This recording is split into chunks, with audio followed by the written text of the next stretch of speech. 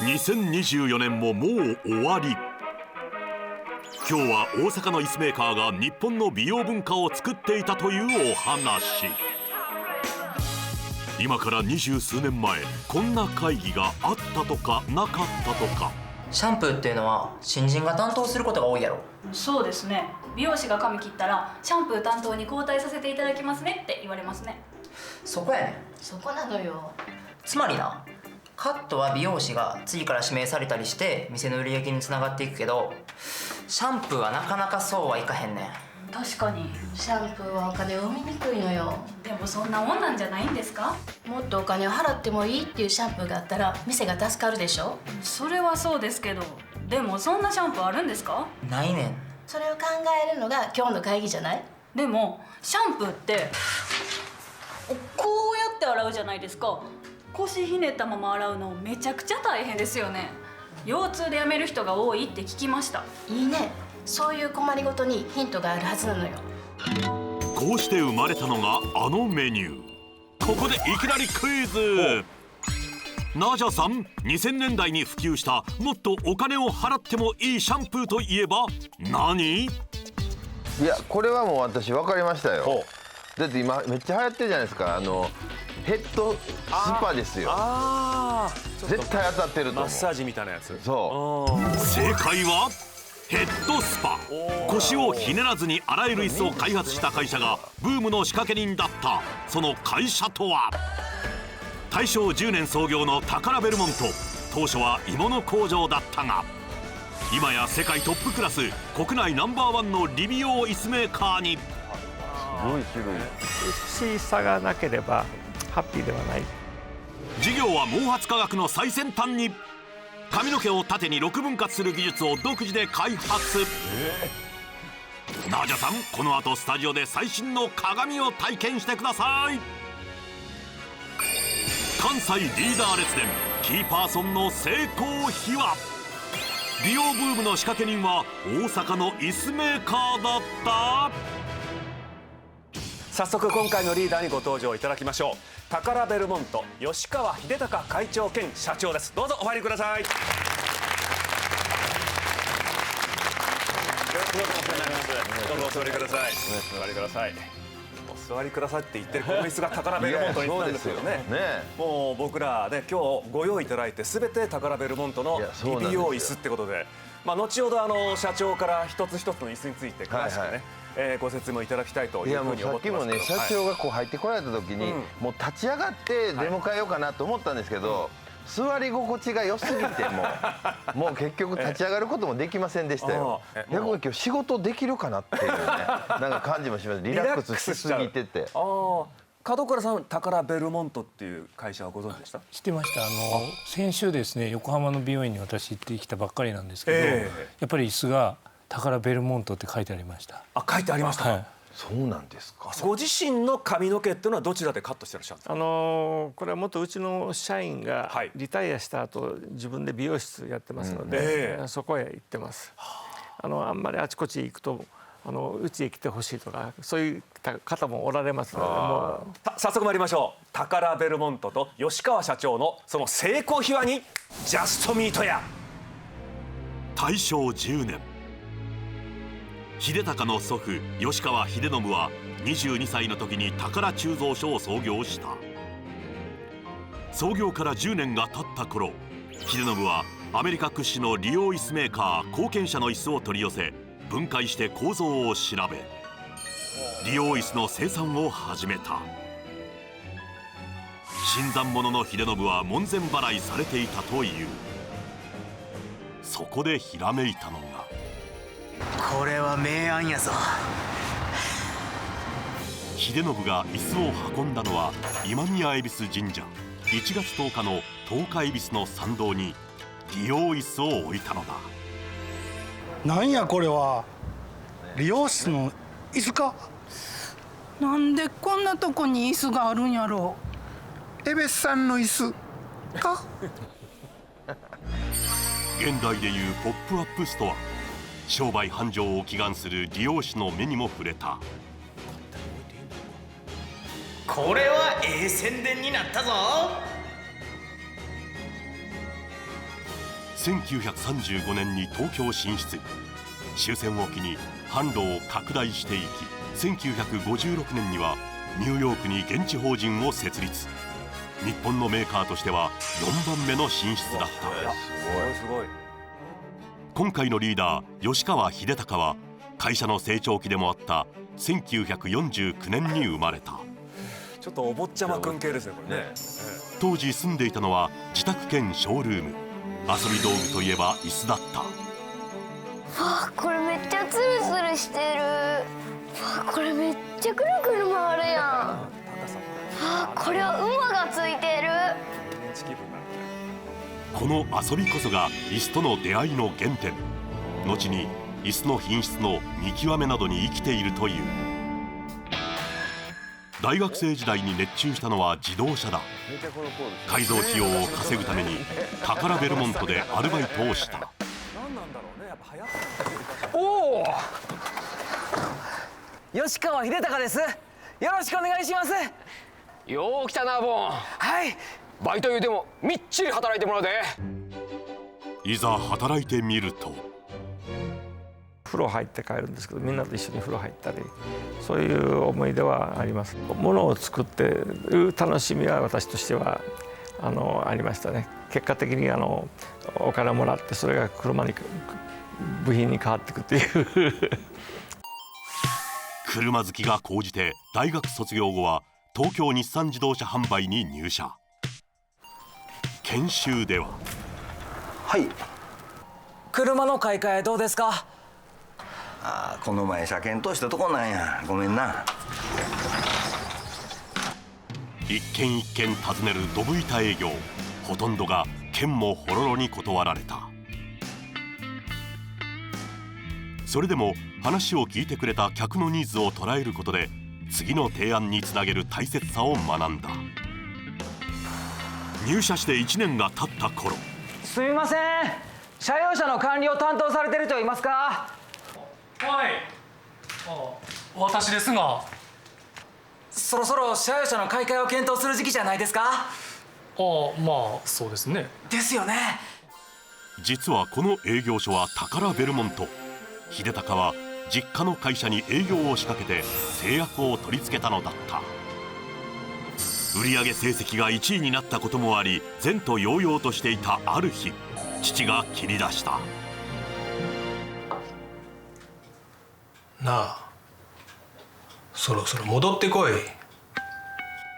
もう少し車売りたかったけど。分かった、戻るわ。これ以上いると車屋さんの営業的なことに染まりそうだということでもう少しやってみたかったっていう気持ちはね、楽しかったから、そして1974年24歳でタカラベルモントに入社。経理や医療機器を扱う部署などさまざまな部署を経験した。当時売っていたものの一つが電動マット。在宅介護が社会課題になってきた時代、リビオー椅子の技術を応用してスイッチ一つで起き上がれるベッドを開発。当時としては画期的な商品でヒットしたのだが、このスイッチで上げたり下げたり倒したり遊ぶんですよね。何分も連続して使われることを想定していなかったため、故障が相次ぎ発売中止になった。入社からおよそ10年後、重要なミッションを任された。今まで会社は1年計画しか立ててこなかった。しかしこれからは3年間の中期計画をしっかり立てて先を見据えながらやっていきたいと思う。俺はこれをなんとか若い力でやり遂げたいと思ってみんなに集まってもらったんや。一緒にやってくれるか？もちろんです。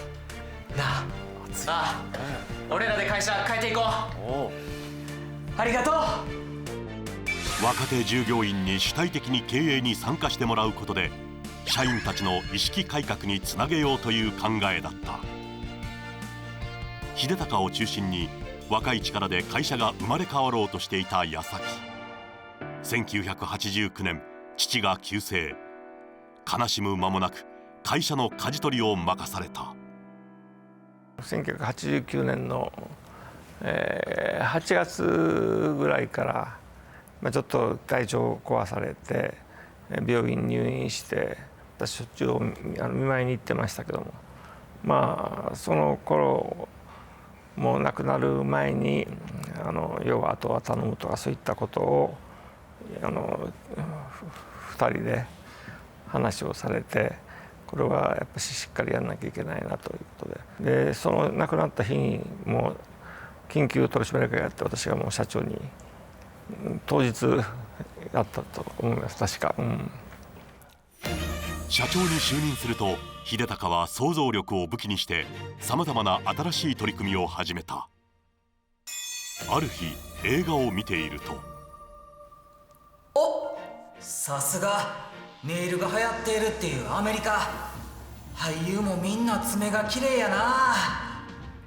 ビジネスでも爪が汚いやつはダメだと言われている。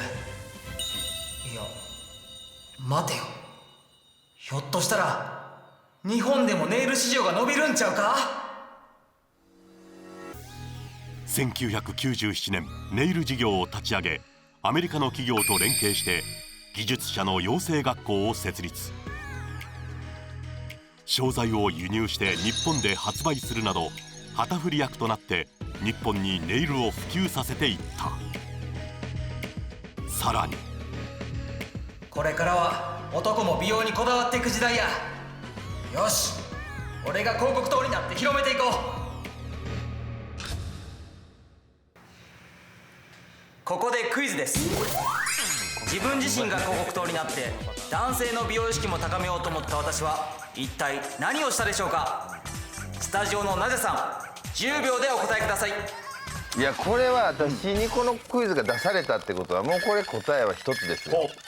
社長が女装をしたですよ。なるほど。こういうネイルとかしてね。正解は、社長、その髪おしゃれですね。この色ええでしょ。うちのヘアカラーを使ってるんですわ。うちの店でもそのヘアカラー使わせてください。ぜひお願いします。そう、自らの髪の一部を染めてヘアカラーを宣伝していたのだ。男はもっとおしゃれじゃなきゃいけないっていうことを絶えず言うんですよ。動物界、人間だけが一番男がおしゃれじゃない。オシドリとかライオンとかね、いろんな、オスは基本的に美しいんですよね。だからオスはもっと美しくならなきゃいけないという。2021年度売上は600億円を突破した。日経新聞の中井記者は、美容室の客単価というのはここ5年で過去最高になっています。もちろん物価高によってメニューが値上げしているというのも影響はしていると思うんですけれども、注目すべきは1回あたりに支払う金額が増えているということにあると思います。女性のみならず男性もいいものにはお金を払うという美容意識の高まりが背景にあるのではないかと思います。男女の美容意識の向上に合わせてタカラベルモントが新しいサービスや製品を出しているというのがこの業界でリーディングカンパニーとされている一つの理由だと思います。秀隆社長は社長就任以降、美容業界にムーブメントを起こし続けてきた。パーパスは美しい人生を叶えようということでやってますけど、海外でもマーケットシェアをどんどんやっぱり高めていくっていう意識を持ってね、行動をしなきゃいけないなと思ってます。やっぱりナンバーワンを目指すべきだと思いますね。ナンバーワンを目指さないとなれないと。タカラベルモントの営業所に行って買い替えた方がいいですよっておっしゃいましたけど、署員の皆さんはあれ社長の息子じゃないかって分かるわけですよね。最終的には分かりますけどね、最初は分からない人も圧倒的に多かったですし、大概車の入れ替え時期っていうのは全部ありますから、はい、そういうデータをもらえればどこでもできるけどそれって旗からあれずるいよね君って言われませんでした？いやいや、チームでやってましたからね、艦隊を受けましたよ、チームからは。あ、チームからはよくやったっつって、報奨金も出ますしね。タカラベルモント側からクレームつけませんでした？最近社長の息子さんがうちの営業所よく来てとかって言われませんでした？いや、言われなかったです。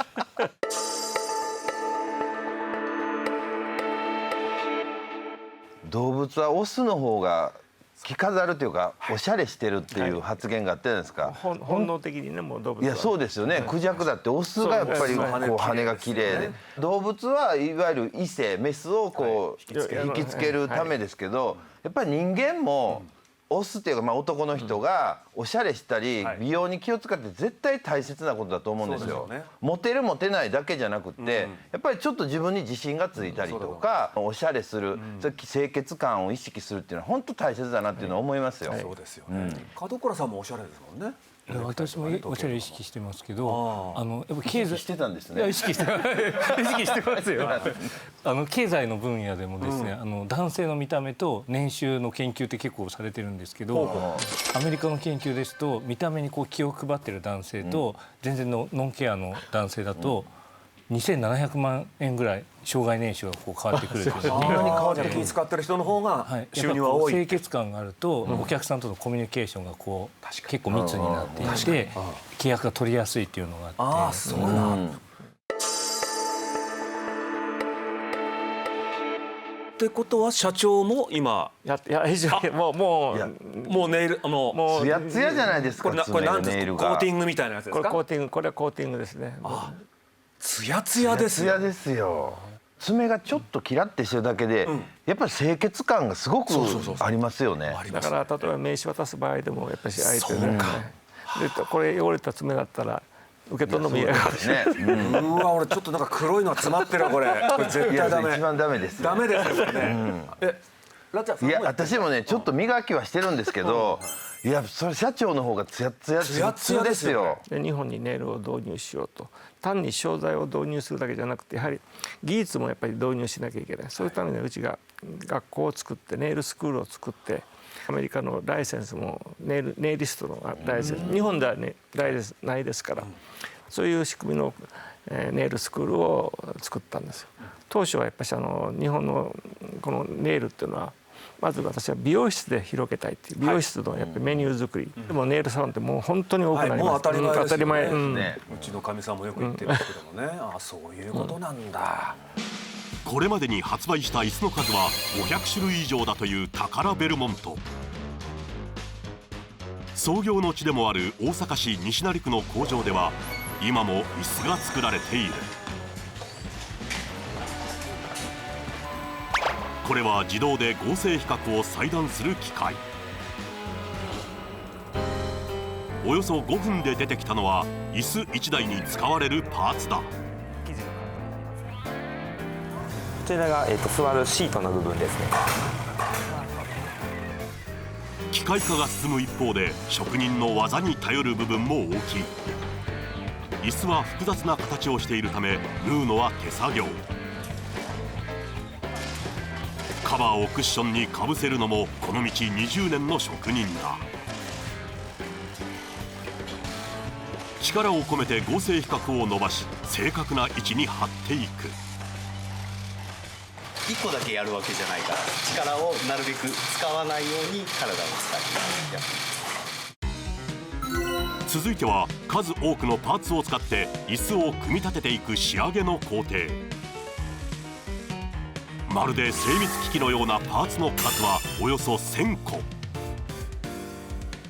組み立ては分業制にしておらず、クッションの取り付けから電気配線まで1台を1人で作り上げる。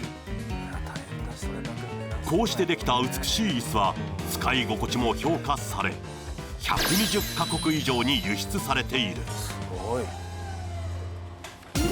突然ですがここでクイズです。スタジオのナジャさん、こちらの椅子今門倉さんが座っているものですが、実は椅子にあるものをくっつけた画期的な椅子なんです。あるものとは一体何でしょうか。10秒でお答えください。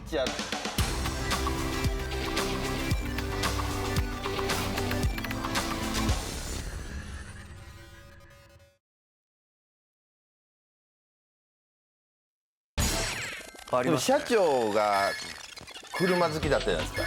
だからこれボタン一つで車になる。トランスフォーマーみたいな。それいいですね。正解はこちら。なんか開いたな。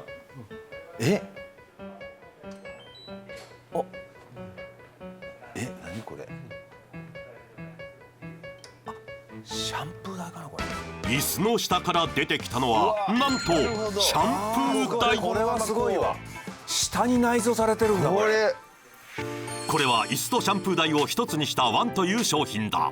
へー。セット面とシャンプー台が別々にあって、で美容師さんも行き来するし、でお客様も行き来する、そういったお店作りっていうのが主流だったんですけれども、こちらですとお客様も移動することなく、でスタッフさんも移動することなく、そういったお店作りができるので生産性を向上させる。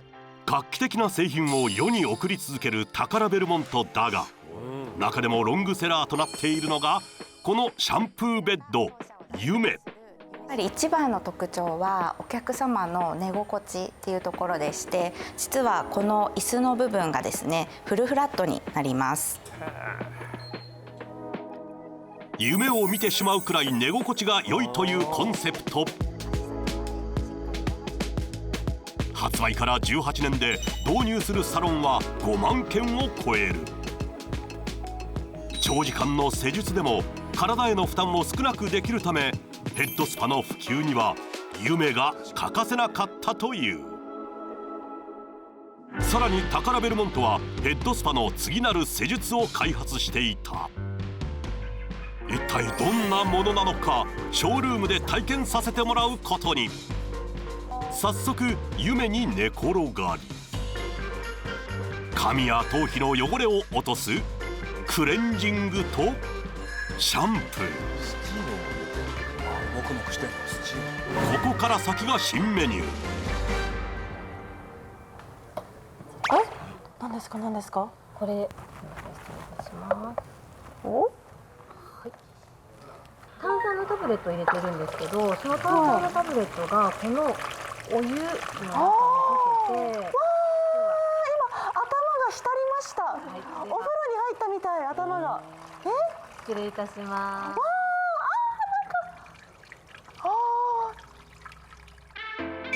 これがタカラベルモントが提案する頭身浴。アーユルベーダ的なやつ。そうね。シャンプー台に専用の機器をセット。髪の生え際を狙って炭酸のお湯をかけ流す。炭酸なんだこれ。掘り込んで泡です。すると頭全体がお湯に浸かった状態になり、わずか5分でリフレッシュできるという。気持ちいい。なんとなく全身もポカポカしてきました。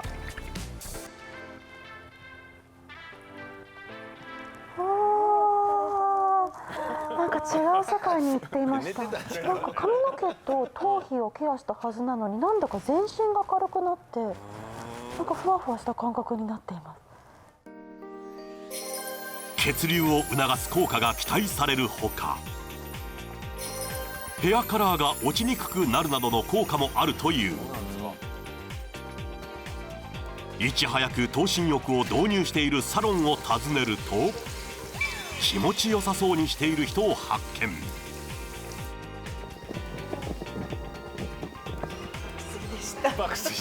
最高です。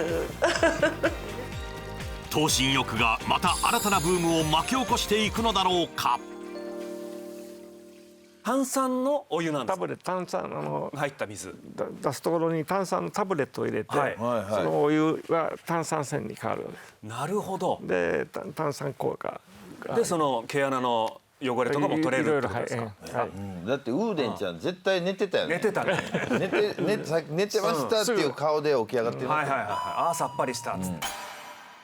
やっぱりこういう頭身浴とかヘッドスパとかそういうので滞在時間がどんどん長くなってきているので、やっぱりこの椅子の座り心地とかそのこう寝た時の心地よさってすごく今まで以上に重要になってきているのかなと思います。そうかもしれないですね。体験します。最先端の理美容椅子の実力やいかに。サイドのボタンを押すと、ボタン一つでこれ。うわすごい。すごい技術ですね。いや本当これね本当トランスフォーマーですよ。ねすごいわ。近未来だわこれ。本当そうですよ。以前の昔のものだとこの辺がネックが痛いですね。痛いのあれ。これはもう3点でホールドしてますから。これもパテントなんですよ。痛くない。ボールみたいなのでね。このままでだから寝てしまうわけですよ。で門子さん口がもう半開き。口元緩んじゃった。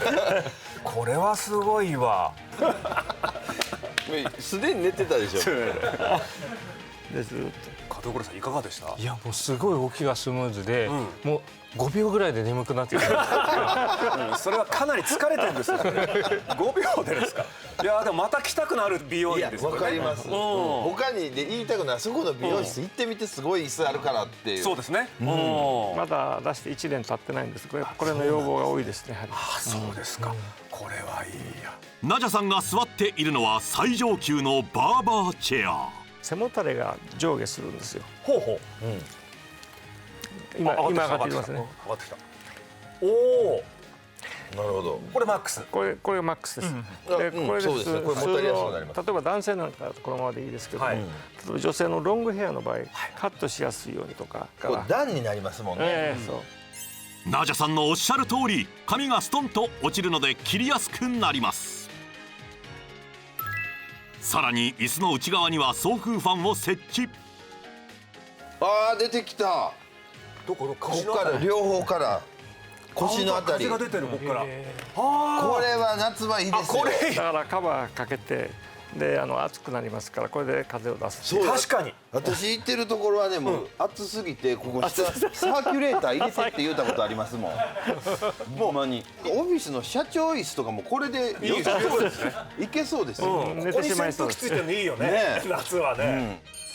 福澤さんと吉川社長が座っていたのはご覧の椅子。スモアは家具らしさを演出しつつ座面が昇降するので施術がしやすい。クラシカは100年前の椅子をイメージしている。先月中旬、雨の富山県を走る1台の車。降りてきたのは吉川社長だ。ここはプラスチック製品を製造するグループ会社の工場。吉川社長は全国の全拠点を回り自らの目で確認することにしているという。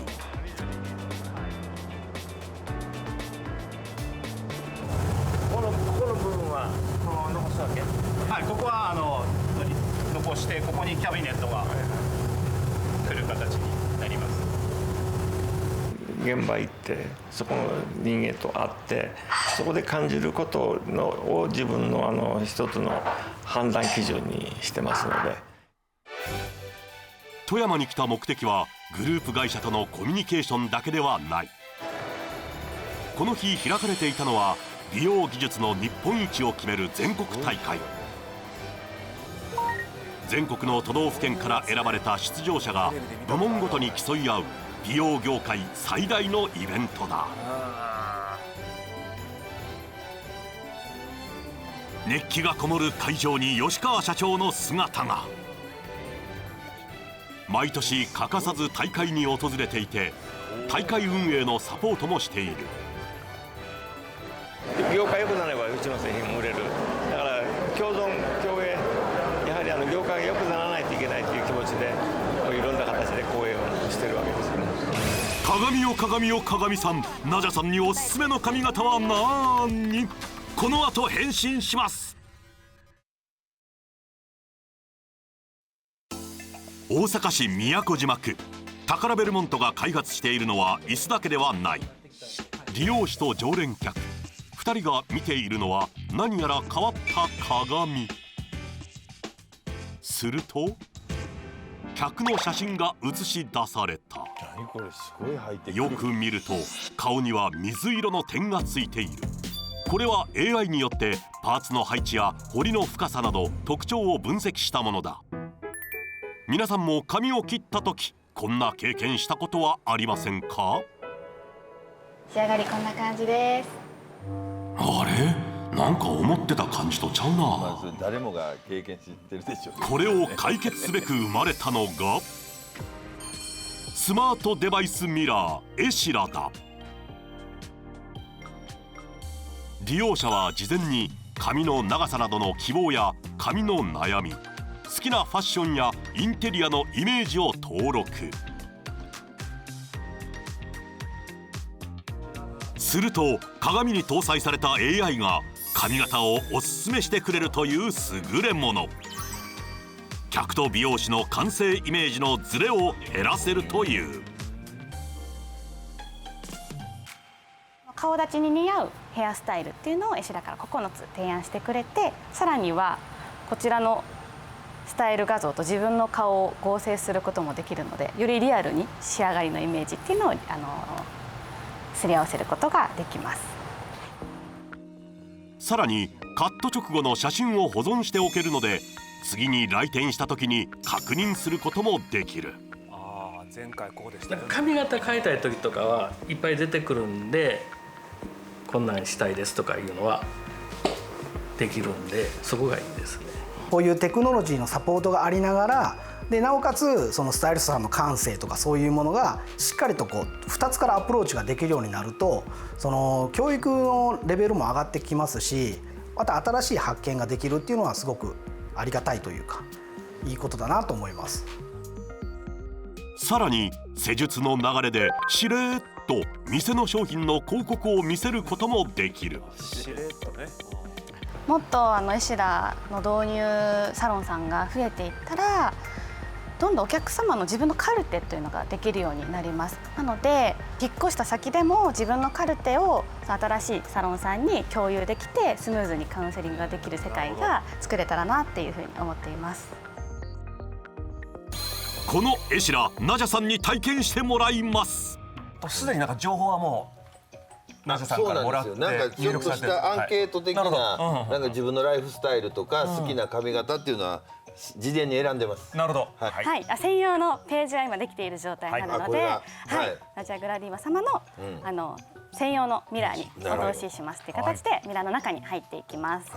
で先ほど答えていただいた内容がこちらのミラーの上部に回答が映されているという状況になっています。長さとカラーとイメージをどうしたいですかという説明に対して全て変えていきたい。変えたい。なんか割とショートヘアのイメージがあるので、なんかガラッと変わったとこ見たいなと思ったんですよ。変えてみたい。今回皆さんに体験いただきたいのは顔診断という機能でございます。こちらカメラが搭載されておりますので、カメラ目線で321でお願いいたします。321。ありがとうございます。撮影したお写真をもとにエシラが70個ほどの顔の特徴点を分析しまして、なるほど。こちらがナジャさんの顔診断。でナジャさんの今回の顔立ちタイプがちょうどこの緑色の点の位置です。けど結構真ん中に近い位置なので、結構どのタイプも似合われるんだろうなっていうのが分かります。まあでもどうせならちょっとゴージャス目指してたんですけどね。そうですよね。ゴージャスが好みに出ています。そういうことだ。なんかこっちにこう来てるから。そうなんですよ。それが分かんない。自分はゴージャス目指してたのに、実際これで見てもらうと違ってたっていうね。なるほどね。ここからこの顔立ちに似合うヘアスタイルがこの9つのスタイルになります。この髪型にナジャさんの顔を合成します。似合うか似合わないかが客観的に分かります。見られるんですね。うわ嬉しい。やってみますね。すごい、全部が私の顔。全部がナジャさんになったこれ。左がおすすめされた髪型、右がナジャさんを合成したもの。すごいですね。ちょっといや美魔女系よこれ。いやわかりますね。わかります。まあでも50ですからね。でも面白いですね。いるよ。いますよね。いる。でなんかちょっと急になんかこう。ちょっとインド感が出てきてるというか、なんかちょっと異国感も出ますね。いやでもすごいね、綺麗、セクシーよ、セクシー。なんかこういう感じの方が似合うのかなとか。なるほどね、この右下。で前髪ない方がいいかなと思って、この前髪あるバージョンとかも意外とありだなとかね。すごいです。だから正面で撮ったけど、顔もこう横向いた顔とかっていうのも AI でちゃんと作り出してくれるってこと。すごい技術ですね。これご自身ご覧になっていかがですか、この出来は。いや今回すごいうまいこと本音が出ましたね。普段はこんなうまいこといかないんですけどみたいな。金安さん。すごいお似合いです。あ、そうですか。全部すごい素敵ですね。やってみていただきたいです。もう一度ご覧ください。実は売上のおよそ 25% を占めるのがシャンプーなどの化粧品だ。美しさを追求するタカラベルモントは科学的に髪の毛の研究を進めているのだが、4年前世界で初めて髪の毛の内部構造の謎を解明したという。この後は髪の毛を縦に6分割する独自技術。世界で初めて髪の毛の内部構造の謎を解明したタカラベルモント。一体どういうことなのか。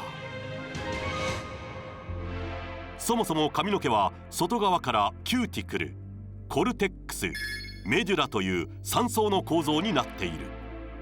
中心部のメデュラは未解明な点が多いのだが、タカラベルモントは髪を縦にスライスする独自技術を開発。顕微鏡で見せてもらうと、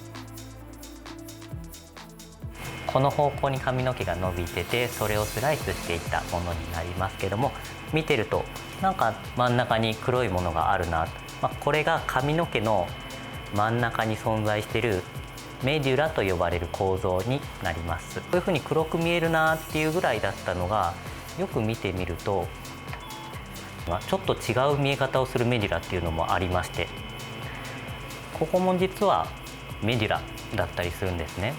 でもさっきの黒かったとこと全然違うくて、ここっていうのがこんな風に縦に切ることによって初めて分かってきた、私たちはホワイトメデュラと呼んでいるような構造になります。そう、タカラベルモントは髪を縦にスライスする独自技術で、メデュラに2つの種類が存在することを世界で初めて発見したのだ。さらに調べてみると、黒いメデュラは空洞が多く、白いメデュラは中身が詰まっていることが判明。黒いメデュラは光が髪の内部で散乱するが、白いメデュラは光が透過するため、白いメデュラを持つ髪の方がツヤや透明感があることが分かった。さらにタカラベルモントはメデュラを黒から白の状態に変化させる世界初の独自技術、ヘアメデュラケアも開発した。すごい。こちらも両方とも同じカラー剤を使ってるんですけれども、こちらがヘアメデュラケアの技術を使ったものです。で、通常だとこの色味になるんですけれども、ヘアメデュラケアっていう浸透技術を使うことで、色味の成分がしっかり浸透毛髪全体にすることで、こういうふうに色がすごい鮮やかに、で色も濃く見えるようになってます。自社で作った研究の技術をそのままやっぱ製品に生かせるっていうのはすごい嬉しいことというか、自信を持って世の中に出せるかなと思います。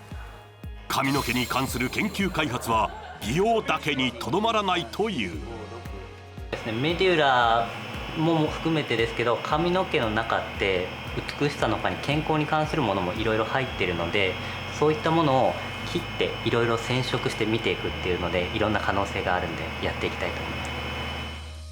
世界初の技術が出てきましたね、これね。メディア。髪の毛を縦に6分割するんですよ。細い。その発想がまずないじゃないですか。これの発見にはいろんなやっぱり今までの流れがあって、天王寺公園の白熊くん、彼の白熊くんの毛なんかもいろいろ研究した結果、いろんな動物の毛も調べてらっしゃるんですね。メデュラってのはざっくり言うと髪の毛の芯みたいなもんという意識です。それがだから黒よりも白い方がいいってことですか。簡単に言うと色調が綺麗、ヘアカラーした場合はね、色調が綺麗。ただ自分のメデュラが黒寄りなのか白寄りなのかめっちゃ知りたくなりました。それも美容院でやってほしい。そうですね。メデュラチェックね。なるほど。そういうサービスもいいですね。来年万博もありまして、タカラベルモントさんはその1970年も参画されましたけども、今回も万博に。1970年から55年経った、タカラベルモントの一応パビリオンですけど、もうサイズはもう何十分の1ですけどもね、新しい未来に向かって何かを提案をしていきたいと。それこそもしかしたらこの椅子が車になるっていうの実はもう開発されてる可能性あります。今は言えないんです。今はまだ言えませんけど、もしかしたら。いいですね。で実はその万博のユニフォームをデザインされたというデザイナーの方へのインタビューがありますのでご覧ください。他のパビリオンとは違うのは美の追求だと思いますね。なんか美しいものは何かみたいな理屈じゃなくて。メディア初解禁、タカラベルモントの万博ユニフォームは越野純子さん。いやすごく嬉しいです。1970年の大阪万博でもう一番印象的だったタカラベルモントの建築とモードということで、黒川紀章さんの建築にふさわしい楽しい当時ちょっと革命的だったと思うんですけども、コンパニオンのデザインをさせていただいて、それでもう十年経ってもう一回またできるなんてね、これの幸せは私はもう本当感銘しております。他のパビリオンとは違うのは美の追求だと思いますね。だからそこはお互いに接点じゃないかしらね。分かりやすく、だから何なのか分からないんじゃなくて、一目見て分かるようにしたいと思うんですね。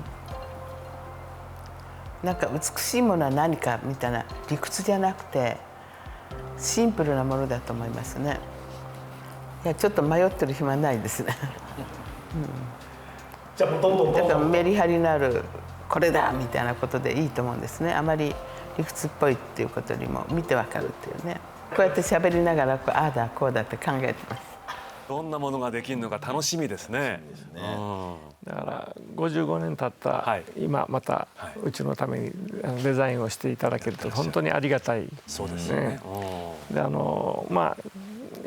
越野さんといろんなところでちょこちょこ会うんですけども、もう方の喋れる方ももう決まってますしね、もうぶれることないので、そうですよね。またデザインも楽しみです。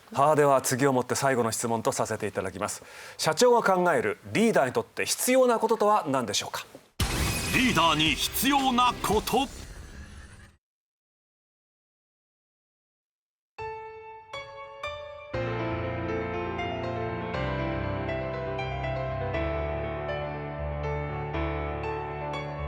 では最後の質問です。社長が考えるリーダーにとって必要なこととは何ですか。お願いします。有言実行だと思います。やっぱり自分で決めたことはやっぱり徹底してそれを出来上がるまで追求するってことは必要ですし、諦めない、だから言ったことはやり遂げる、でそういったことで自分を追い詰める、有言実行しなきゃいけない。今もなお追い詰めてらっしゃるんですか。今でもいろんなこと考えてますが、それは考えて思いを夢をやっぱり実現をするためにいろんなことを考えます。70歳半ばね、そうですね。思えないですよね。有言実行なんですけど、もちろんその前にやっぱり社長のそのネイルだったり、先見の明みたいなもの、今から何が入るのかなっていうところにパッと目をつける力っていうのもすごく成功するきっかけだったと。それを目をつけたものをそれを有言実行で本当に現実にしていくっていう、そのなんかねプロセスというか、その先を見る目っていうのも社長お持ちだったんだろうなっていうのは感じましたね。常に未来を見てらして、でやっぱりオスを磨くっていう、オスを磨くってことにね、ちょっとハッとさせられましたね。いやだから本当世の日本のね男性陣はもっとねイケメンになってもらいたいですよね。美しくなんなきゃいけませんね。流行に対してすごく敏感で先見の明があるなって思いました。でやっぱりこう男性がこれから美を追求していくようになっていくと、ものすごいポテンシャルがあると思うんですけど、女性の美容市場が今1兆5000億円ぐらいですけれども、男性までいかないぐらい伸びしろは男性の方が圧倒的にありますもんね。伸びしろがめちゃめちゃ大きいと思うので。ちょっと軽く意識改革が今日私ありましたので、ありがとうございます。これからもこの日本の美、特に男性の美もね、追求していただきたいと。お会いした時はぜひネイルが。ネイルですね。爪はちゃんと切ってるんですけどね。幸せを作り出してお届けするのがフェリシモの仕事であるっていう。次回はカタログ通販大手フェリシモの矢崎和彦社長。独自の視点でオリジナル商品を開発、利益を上げつつ全力で社会貢献も。幸せを生み出す仕事の秘密を公開します。この番組をもう一度ご覧になりたい方は TVer で、 YouTube チャンネル大阪ニュースでは全ての放送回を見ることができます。